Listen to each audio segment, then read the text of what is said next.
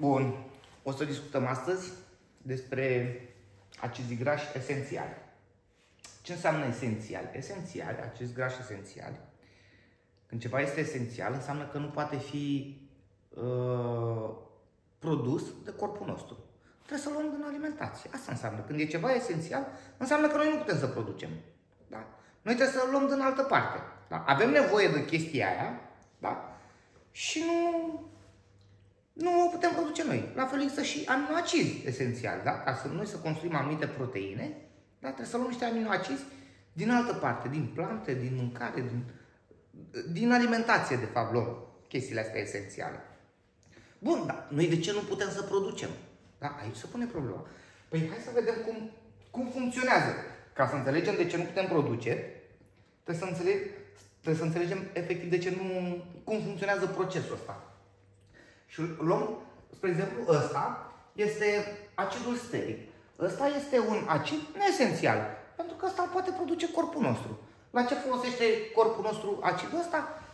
Să stocheze energie. Da? Deci, acidul ăsta steric și acidul palmitic este o componentă majoră a grăsimilor și uleiurilor. Îl găsim cam peste tot. Și este folosit pentru a stoca energie. Bun, da, și din carbohidrați obținem energie. Da, dar 100 de grame de acid steric produce 900 de kilocalorii. Ia să notăm noi. Deci ăsta produce 900 de kilocalorii.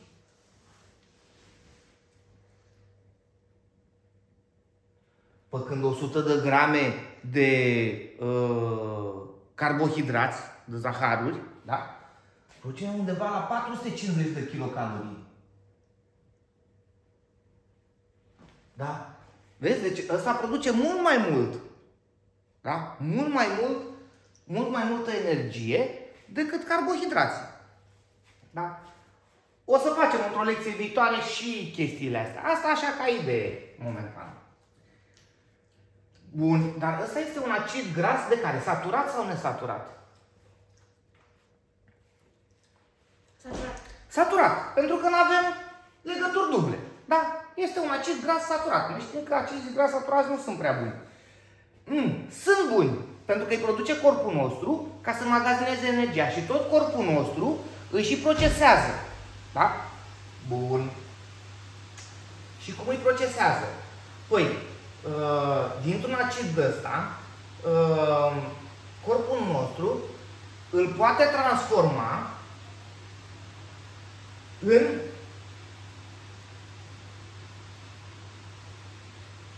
ce înseamnă asta? Unsaturated fatty acid. Da? Adică într-un acid gras monosaturat. Asta înseamnă că poate să-i pună o legătură dublă undeva. Da? Undeva corpul nostru poate să-i pună o legătură dublă. Mai era la pufa. Da, ăla e unsaturated fatty acid. Da? Bun. Cum punem noi legătura asta dublă? Păi există o familie de enzime care se cheamă delta desaturare. Delta desaturare.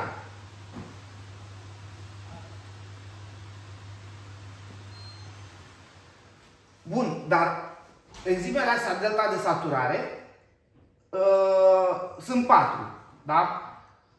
4, 5, 6 și 9. Deci delta 4, delta 5, delta 6 și delta 9. Da? Atât. Da? Mai jos nu putem. Asta înseamnă, de unde începem să notăm delta? De aici sau de acolo? De aici? De acolo începe delta. Serios? De unde începe delta? De la acid. Indiferent unde se află acidul, de acolo începem cu delta, de la acid. Deci de aici începem numărătoarea. Da? Și primul atom de carbon, ia stai să-l fac eu altfel, uite, aici e primul atom de carbon, aici al doilea, aici al treilea, al patrulea, al cincilea, al șaselea, al șaptelea, al optulea, 9, 10, 11, 12, 13, 14, 15, 16, 17, 18. Deci ăsta este un acid gras format din 18 atomi. Iar noi putem să creăm o legătură dublă. Unde? La atomul 9. Asta e să îi și scriem. Deci avem așa. 1, 2, 3, 4, 5, 6, 7, 8, 9, 10, 11, 12, 13, 14, 15, 16, 17 și 18. Da? Noi putem să formăm o legătură dublă la delta 9. Asta înseamnă între 9 și 10. Da? Că noi mergem așa, de unde pornește legătura? De la 9. De la 9 spre 10. Uite, aici putem să formăm noi o legătură dublă. Da? Mai încolo de asta nu putem să formăm legături duble. Atât. Putem să formăm aici, între 9 și 10. Da? Hai să le și scriem. Deci, delta 9 formează între carbonul 9 și carbonul 10. Carbonul 9 între 9 și 10. Formează legătură dublă. Delta 6 între ce formează legătură? 9 și 7? Cum între 9 și 7? Dacă e delta 6, înseamnă că formează la carbonul între care formează? 7 și 6? Da, la 6 și 7, nu 7 și 6, da? Între carbonul 6 și 7. Delta 5. Între carbonul 5 și 6. Exact, între carbonul 5 și carbonul 6. Și delta 4. Între carbonul 4 și carbonul 5. Da? Aici putem să formăm noi legături. Deci noi, uite, am format o legătură dublă. La carbonul 9. 9 cu 10. Deci, uite, stai să luăm așa. Deci noi aici putem să formăm legături duble. Atât. Da? Noi în partea asta nu putem să formăm legături duble. Bun. Și am format o legătură dublă aici și am creat un acid nesaturat, mononesaturat. Da? Dar putem mai departe să creăm un acid gras polinesaturat. Păi cum? Păi dacă am creat la 9, mai creăm la 5. Da? Încă o legătură dublă. Deci între 5 și 6. Adică aici mai putem să creăm o legătură dublă. Și avem un acid gras polinesaturat. Că avem două legături duble. Da? Așa funcționează procesul ăsta.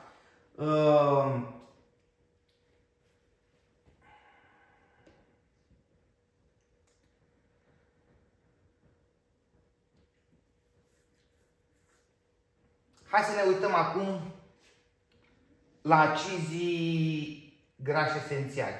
Deci, ai înțeles, noi până aici putem să mergem, până la 9. Da?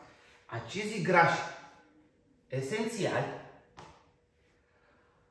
au niște legături duble după 9. Aici noi putem să creăm între 9 și 10. Dar între 12 și 13 nu putem să creăm. De ce? Pentru că nu putem. Enzimele noastre, avem 4 enzime care pot crea legături duble, da?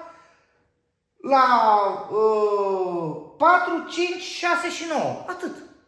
Nu putem să creăm mai departe de 9. Enzimele noastre nu pot face. Corpul nostru nu pot face asta. Da? Și atunci avem un acid gras esențial care are o legătură dublă la delta 12. Da? Delta 12 de ce? Pentru că noi plecăm de aici cu delta. Dacă plecam de aici, ce aveam? Delta... Nu, omega. Omega. Dacă plecăm de aici, avem omega. Da? Bun. Și după cum vedem, avem la 12 aici o legătură dublă între 12 și 13.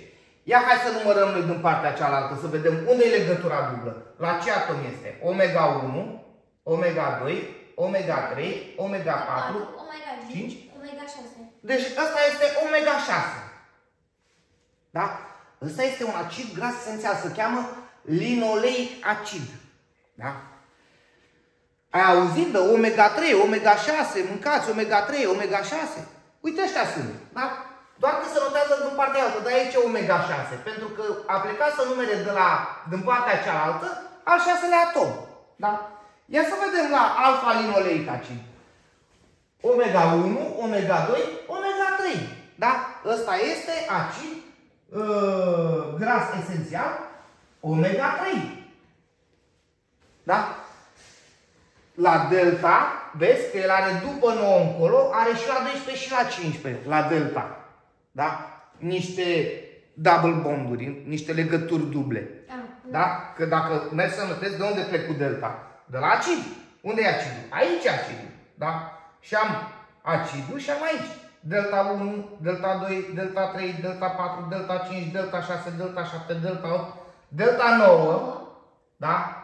Delta 10, delta 11, delta 12, delta 13, delta 14, delta 15, da? Și dacă plec din partea altă să număr, am așa, omega 1, omega 2, omega 3, da? Ăsta e omega 3, omega 4, omega 5, omega 6, dar nu zic omega 3, omega 6, omega 9, da?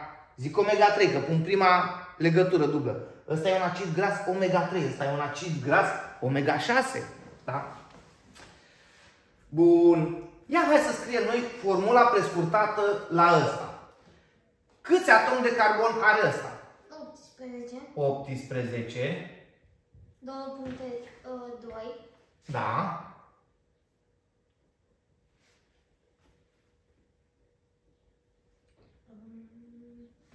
11 și 12? Nu. 9 și 10. 9, nu pun 9 și 10, pun 9. Și următoarea legătură dublă de la cine pleacă? De la ce atom? Deci pleacă de la 9 la 10 odată. De la omega. Ăsta e 11. Nu, n-avem treabă cu omega, că numărăm tot dincolo. Că am pus delta. Delta pleacă o legătură dublă de la 9 și o legătură dublă pleacă de la 12. Da? Asta e forma prescurtată. Da? Hai să vedem ăsta. Ăsta avem așa. Câți avem? Tot 18. 2 puncte. Cât? Câte de la legături? Da, hai să scriem la asta formula. 18, 2 puncte. Delta, nu, 3. 3. Delta. De la 9 începe. Da.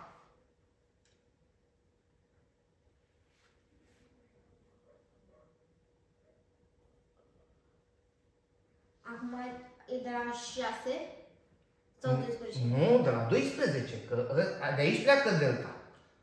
1, 2, 3, 4, 5, 6, 7, 8, 9, 10, 11, 12, 13, 14, 15. Da? Cu delta începem să numărăm de la acid, cu omega începem să numărăm de la metil. Da? Deci nu punem omega. Da? Deci avem un delta 9. Unde mai avem double bond? 12.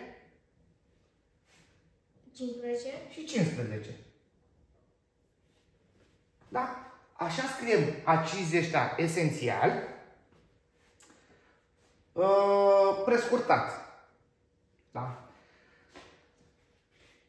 Am spus că noi aici nu mai putem sintetiza. Noi aici, în schimb, putem să punem legături duble, putem să mai băgăm niște atomi de carbon, să-i mai lungim un pic. Hai să vedem, efectiv, ce se întâmplă. Deci avem, ia să copiem noi asta.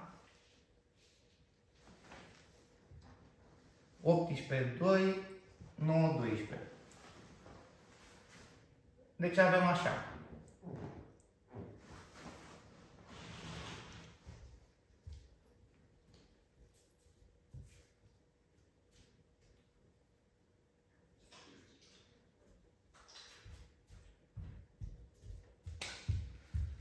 Deci ăsta este acidul nostru gras esențial.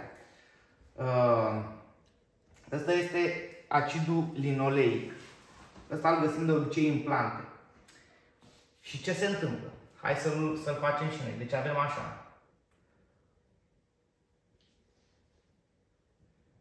Șans că avem 12 cu delta 9. Hai să mergem până la 9. 1, 2, 3, 4, 5, 6, 7, 8, 9.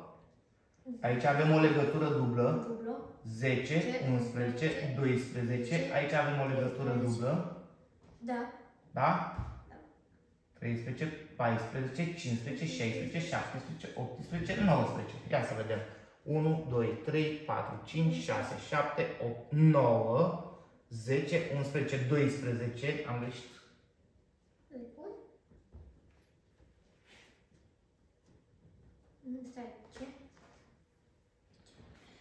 Păi avem o dată 9 aici. Da?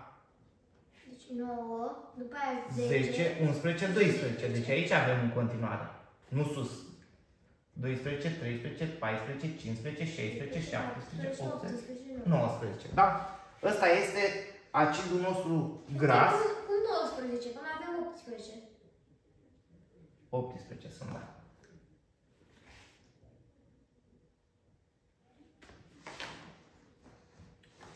Deci ăsta este acidul nostru gras. Și intervine o enzimă delta 6 desaturază.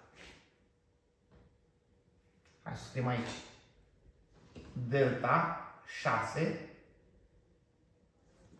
desaturază. Ce face enzima asta cu delta 6 desaturază? Enzima asta, dacă zice desaturează, ce înseamnă? Că desaturează. Asta înseamnă că ia hidrogenul de acolo. Dacă ia hidrogenul de acolo, creează o legătură dublă. Unde? Păi între 6 și 7. Între 6 și următorul. Acolo se creează o legătură dublă. Și ne iese așa. Punem acidul și avem așa. Deci plecăm 1, 2, 3, 4, 5, 6. Aici se creează legătură dublă. 7, 8, 9. Avem legătură dublă dinainte. 10, 11, 12. Avem legătură dublă dinainte. 13, 14, 15, 16, 17, 18.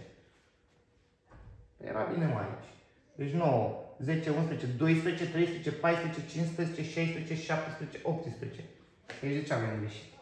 9, 10, 11, 12, 13, 14, 15, 16, 17, 18. Am greșit. Bun. Deci delta 6 desaturază mi-a mai făcut aici o legătură dublă. Da? Ăsta se cheamă gamma-linoleic acid. Noi o să-l notăm, o să-l vedem notat cu GLA. Așa o să-l vedem notat. GLA, gamma-linoleic acid. Da? Linolenic. Da? E mare diferență între linoleic și linolenic. Da? Și eu le încurc și eu le zic greșit. Nu e problemă. Deci ăsta e gamma-linolenic acid. Da?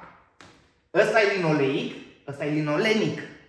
Da? E o diferență de denumire. Și bineînțeles și de funcții. Ăsta face totul altceva. Bun.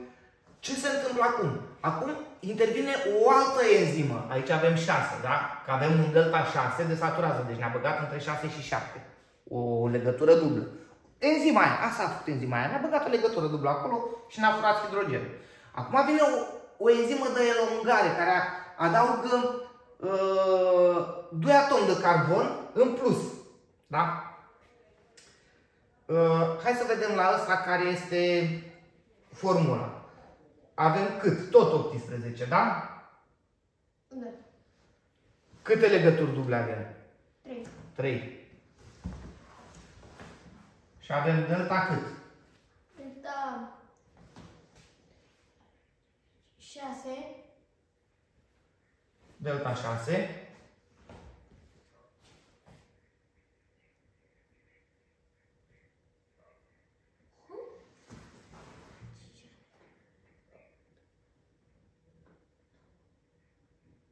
Le-am greșit, nu? Hai să vedem. Deci avem așa 1, 2, 3, 4, 5, 6, 7, 8, 9. 9 trebuie să fie sus. Și eu le-am numărat acum și am văzut că sunt greșite. Deci, vine 9 aici, da? Legătură dublă, 10, 11, 12, iar legătură dublă, 13, 14, 15, 16, 17, 18, da? Și are două. Hai să mai găsești încă 2 idei de carbon. Stai să scriem întâi la asta și după aia băgăm încă 2 atomi de carbon ca să vedem cum evoluează. De 6, 7, 8, 9, Și 10, 11 și 12. Deci aici avem 9 și 12. Asta este prescurtarea la acidul gamma-linolenic. Da? Bun. Și acum am zis că avem o enzimă de elongare. A elonga înseamnă a mări, da? A alungi. Da? Enzimă de elongare. Care ne mai bagă încă 2 atomi. Și o să avem așa.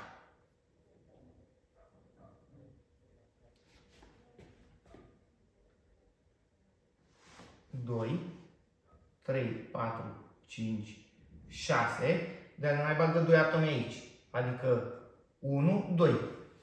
Da? Vezi? În loc să avem 2 vârfuri, avem 3 vârfuri. Că mi-a băgat un atom aici și un atom aici. Da. Mi-a băgat încă 2 atomi. Asta înseamnă că mai am încă un vârf în plus. Corect? Deci 1, 2. Da? Și în loc să plec să număr 2, 3, număr de aici 2, 3 și ăsta e 4. Da? 4 minus 2 fac 2. 2 atomi. Și am ajuns la 6. La 6, n-am ajuns la 6, am ajuns mai departe, dar să zicem că ăsta e atomul înainte care era 6, că am mai băgat un vârf. Da? Și fac în continuare ce aveam.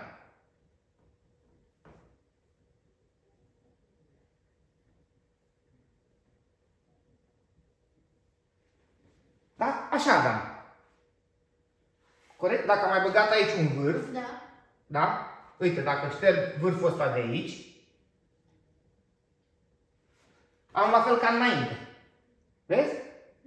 2 vârfuri, 6, 9, 12 și încă 2 vârfuri. Da? Și am mai băgat 2 atomi aici. 1, 2. Da? Bun. Hai să vedem la ăsta. Ce avem? Păi avem așa. Câți atomi avem acum? Atom de carbon. 20. 20, că am mai băgat 2 atomi. 20, 2 puncte. 3 legături duble. 3, da. Unde le avem? 8. Exact. Deci toate astea le mărim cu 2. 12, 10, 11, 14. Și am obținut un alt acid, care ăsta se cheamă arachidonic acid. O să-l notăm noi cu AA. Este un acid foarte important, pentru că ăsta ajută sistemul imunitar. Fără ăsta nu avem sistemul imunitar. Da? Deci ăsta se cheamă arachidonic acid. AA. Îl găsim noi peste tot în AA. Ăștia sunt niște acizi grași, noi le spunem semi-esențiali. De ce? Pentru că pe ăștia îi poate produce corpul nostru. Dacă avem ăsta, noi putem să producem astea două. Da? Deci sunt semi-esențiali. De ce semi-esențiali? Pentru că în procesul ăsta s-ar putea să avem niște probleme. Pentru că delta 6 ăsta, da? Hai să scriem unde? Aici. Delta 6 de saturază este influențat de insulină. Deci insulina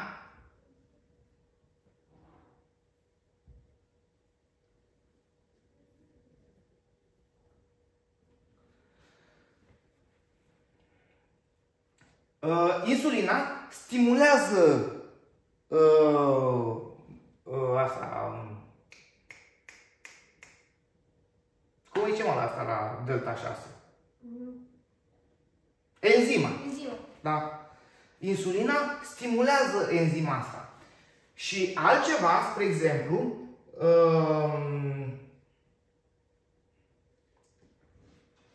enzima asta este inhibată. Ce este inversul insulinei?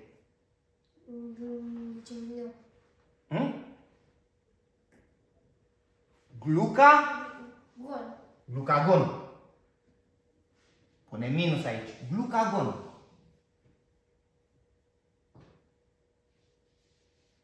Da? Deci ea este inhibată de glucagon și este stimulată de insulină. La ce ne folosește delta 6 de saturază? Păi începem să facem gâlaul ăsta. Dacă noi nu avem insulină ca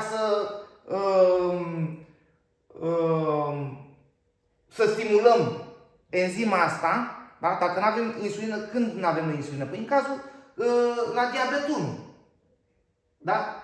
Sau când putem să avem, nu neapărat insulină, când putem să avem mai mult glucagon? Păi atunci când ne înfometăm. Când ne înfometăm, scade glucoza din sânge și glucagonul spune celulelor să aducă glucoză. Să scoată din glicogen și să bage în sânge glucoză. Da?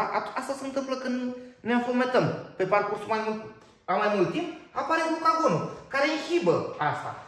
Sau în cazul diabetului de tip 1, când nu producem insulină, enzima asta nu este stimulată. Dacă nu este stimulată, nu facem nici acizi ăștia grași. Asta înseamnă că ăștia devin esențiali. Noi pe ăștia trebuie să-i luăm din mâncare. Unde găsim noi, spre exemplu, acidul ăsta? Ai idee? Foarte mult acid de ăsta, AA, da? Arachidonic acid, găsim în semințele de pepene. Tu ai văzut că eu când mănânc pepene, iau semințele și le sparg în dinți? Da? De ce crezi? Mai sunt oameni care mănâncă semințele și le înghit efectiv, fără să le spargă în dinți. Dar semințele au un înveliș din fibre. Iar noi fibrele alea nu putem să le digerăm. Și ceea ce este în interior nu poate să ajunge acolo. Deci nu o să ajunge niciodată la AA-ul ăsta, la acidul ăsta. Dacă înghiți semințele efectiv. Dacă le spargi în dinți, da? Distrugi fibrele alea și ajungi în centrul seminței, deja de aici. Da? Iar în intestinul subțire, deja corpul poate să preia acidul ăsta, care este foarte important pentru sistemul imunitar. Da? Ai înțeles logica cam cum se întâmplă în organism? Ăsta e un acid esențial pentru că din ăsta îi producem noi pe ăștia. Da? Și ăsta e destul de important, că și ăsta e în fosfolipide, spre exemplu. Fosfolipidele fac parte din membranele celulare. Da? Nu ai ăsta, nu poți să faci membrane celulare. Ia să vedem. Hai să vedem. Deci, acizii grași esențiali intră în structura fosfolipidelor. Iar fosfolipidele intră în structura membranelor celulare. Deficiența de acizi grași esențiali, da? Afectează pielea, adică apare dermatita. Și ce mai afectează? Afectează și rinichii. Pentru că și acolo sunt niște țesuturi care au nevoie de acizi ăștia grași esențiali. Deci ai probleme și cu rinichii dacă nu ai acizi grași esențiali. Structura mitocondriei, la fel. Ce este mitocondria? Cea care... Ce face ea? Ce produce ea? Glicogen. Nu. Mitocondria. Îi dăm glucoză și ea ne dă nouă ce? Dioxid. Nu. Mitocondria. Mitocondria e la animale. Noi dăm glucoză, ea ne dă nouă... În ce transformăm noi glucoza? În? ATP. Da? Asta face mitocondria. Transformă glucoza și lipidele în ATP. Da? Bun. Acizi ăștia grași esențiali sunt în structura mitocondriei. Acolo unde există electron transport chain. Electron transport chain e un lanț de transport al electronilor prin membrana mitocondriei și așa se creează ATP-ul. Dacă noi nu putem să-i dăm acizi grași esențiali, mitocondriile nu au acești grași esențiali, se afectează lanțul de transport al electronilor și nu se mai poate produce ATP-ul. Dar ea își face treaba acolo, dar nu poate produce. Că și ATP-ul se produce din niște alte substanțe, da? Este un întreg cerc acolo, se cheamă circul Krebs, da? Unde se produce ATP-ul ăsta. Se produce din alte molecule. Și cu ajutorul electron transport chain. Dacă este afectat ăsta, nu mai putem să creăm ATP-ul. Și toată energia se disipă în formă de căldură. Că dacă avem energia, aia trebuie să facem ceva cu ea. Nu? Trebuie ori să o consumăm, ori să o transformăm, și ea se transformă în căldură. Dacă se transformă în căldură, ne crește temperatura. Facem temperatură. Da? Dacă facem temperatură, crește metabolismul. Da? Adică o celulă are nevoie de 50 de ATP. Da? Vine o grăsime sau o altă moleculă să producă ATP și în loc să consume două molecule ca să facă 50 de ATP, la o moleculă face 5 ATP-uri și restul căldură.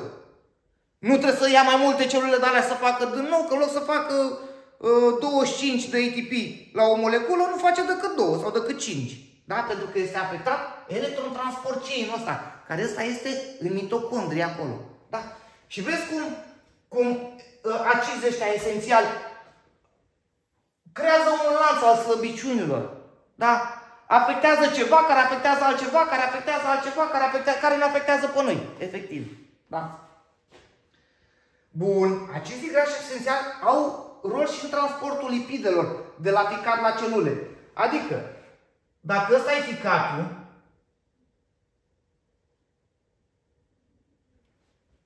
da, nu prea l-am desenat eu foarte bine.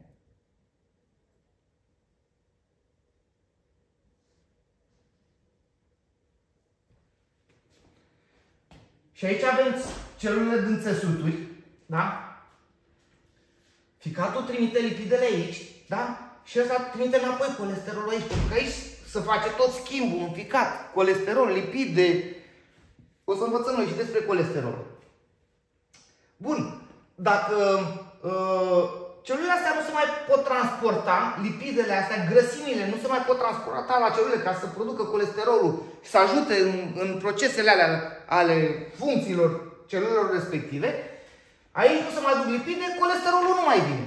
Păi ce se întâmplă? Dacă rămân lipidele în ficat, se îngrașă ficatul. O să avem ficat gras.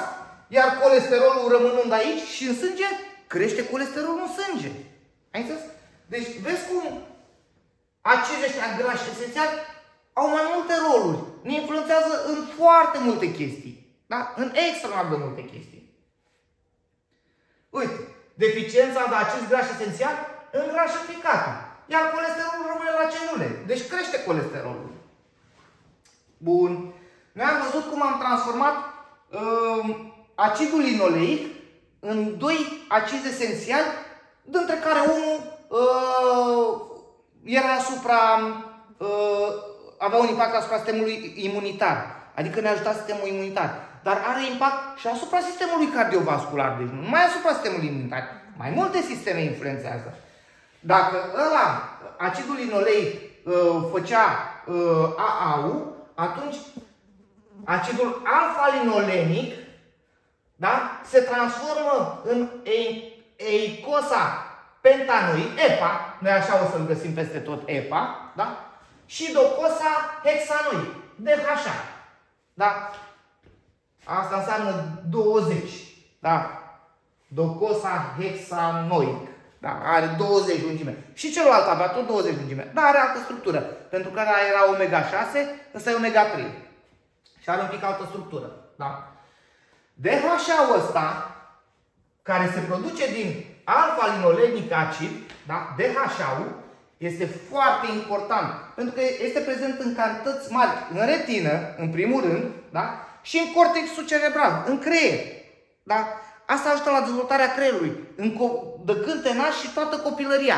Fără ăsta, devii retard. De-aia sunt mulți oameni care nu consumă, spre exemplu, au nevoie de anumiți acizi grași esențiali și nu-i consumă, au probleme în gândire, au probleme în logică, în învățare. Da? Pentru că nu se dezvoltă creierul. Nu-i dai suficient suficienți acizi grași esențiali de care el are nevoie, da? Și nu are de unde să ia. Dacă tu nu-i dai până alimentație, creierul nu se dezvoltă. Ai probleme cu vederea, ai probleme și cu auzul. Da? Unde mai găsim? În testicule și în spermă. Da? La fel, influențează funcția de reproducere mai târziu. Da? Deci are o întreagă plajă în care activează DHA-ul ăsta. DHA-ul ăsta este extraordinar de important. Dar producția de DHA și EPA din acid alfa-linolenic acid este foarte greoaie. Uite, zice, este lentă și ineficientă. Corpul nostru poate să facă chestia asta, dar are nevoie de o grămadă de enzime pe care le construiește greu, are nevoie de energie, e dificil, înțelegi? Deci este ineficientă. Așa că acizii ăștia esențiali e cel mai bine să-i luăm din alimentație.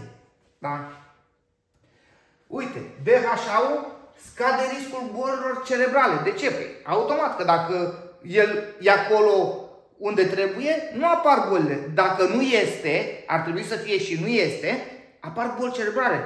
Apare sănătate, apare scleroza, apare Alzheimer, apare retardul. Da? Iar EPA scade riscul bolilor cardiovasculare. Deci vezi cât de important sunt și acizii ăștia, EPA și DHA. Da? Uite, DHA găsim în pește, în ouă și în fructe de mare. Da? Care ne ajută căpuțul, DHA-ul. Da? În ulei de pește de obicei găsim. EPA la fel, găsim în pește și în fructe de mare. Unde găsim DHA, de obicei găsim și EPA. Da? În nuci mai puțin. În nuci îl găsim pe celălalt, care și ăla este important, înțelegi? Și nu numai în nuci. Toate conțin. Doar că, uite, semințele de pepene conțin 70% linoleic acid. Da, 70%.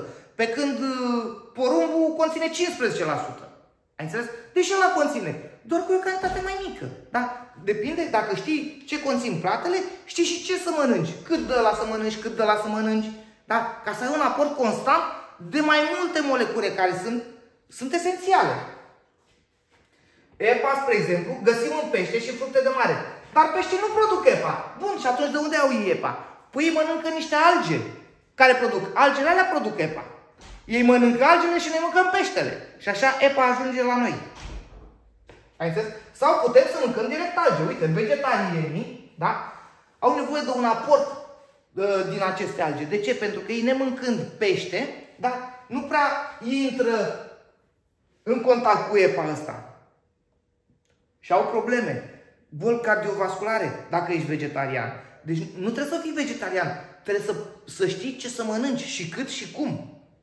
Da? Adică trebuie să mănânci un pic de pește, trebuie să mănânci și... Mersi. Și pește, și alge, și nuci, și piersici, și lapte, și ouă, și brânză, și pateu, și... Ai înțeles?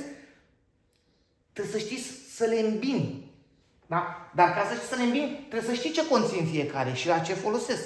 Da? Că unele au mai multă vitamina C și mai puțini acizi esențiali. Altele au mai mulți acizi esențiali și mai puțin magneziu. Altele au mai mult magneziu, dar mai puțin calciu. Altele au mai mult calciu, dar mai puțin proteine. Și tot așa. Unele au ceva mai mult, ceva mai puțin, ceva. Fiecare cum și-a creat echilibru. Da? Deficiența de DHA. Da? Adică ăsta, care se produce docosahexanoid, da? Care se produce din alfa-linolenic acid. Linolenic acid. Da? Deficiența de DHA, care este un acid esențial, ce face? Păi, duce la dezvoltare insuficientă a creierului. Da? Nu mai gândești. Abilități de învățare precare. Nu poți să mai înveți. Oricât te-ai chinuit să înveți o poezie, nu ai să poți să înveți. Pentru că neuronii aia nu se leagă, nu formează legături. Nu au ce le trebuie să formeze legăturile. E logic. Da. Tulburări neurologice, depresie, Alzheimer, tulburări de comportament, devii violent, da? Dependențe de tot felul, dependențe de alcool, de o grămadă de droguri, adică dai dintr-o dependență în alta. Da? Din cauza la DHA-ul ăsta. Deci ăsta, după ce că te face prost, îți mai provoacă și boli. Ai înțeles? Sunt foarte importanți acizii ăștia esențiali. Pentru că noi nu putem produce și trebuie să îi luăm din alimentație. Și dacă tu mănânci toată ziua pâine, da? În 3 ani de zile mori. Și zici, da, de ce? Că eu am mâncat. Și pâinea conține carbohidrați. Păi da, dar conține carbohidrați și cam atât. Și probabil câteva proteine. Dar nu ai DHA, nu ai EPA, nu ai linoleic acid, nu ai AA, da? Că alea n-ai de unde să le iei, da? Trebuie să mănânci și pâine, trebuie să mănânci și pește, trebuie să mănânci și nuci, trebuie să mănânci și mere, trebuie să mănânci și banane, trebuie să mănânci și portocale, trebuie să mănânci și lămâi. Da? Pentru că de acolo e ceva, de acolo e ceva, de acolo e ceva. Degeaba e un singur lucru. Cu un singur lucru ăla n-ai ce să faci. De exemplu, îți faci tu acum o armată, da? Și îți faci o armată de 1000 de oameni. Și zici, lasă-mă că le dăm căști. Cumperi 2 milioane de căști, dă-le mă căști la toți să plece în război. Nu le dai haine, nu le dai puși, nu le dai nimic. Le dai căști. Și atât. Zici, am căști, o grămadă. Ce să facă cu căștile? Nu faci nimic cu ele. Înțelegi? Sau le dai doar arme și gloanțe. Dar nu le dai bucăni, nu le dai căști. Păi ea fac 1 kilometru în 3 zile. Da? Să meargă în picioarele goale până pe câmp. Ai înțeles? Deci trebuie să le dai și arme, și gloanțe, și căști, și bocanci, și șireturi, și mâncare, și apă. Trebuie să le dai de toate. Da? Nu poți să le dai un singur lucru. Da? De-aia mâncarea trebuie diversificată. Cât mai diversificată, tot timpul. Da?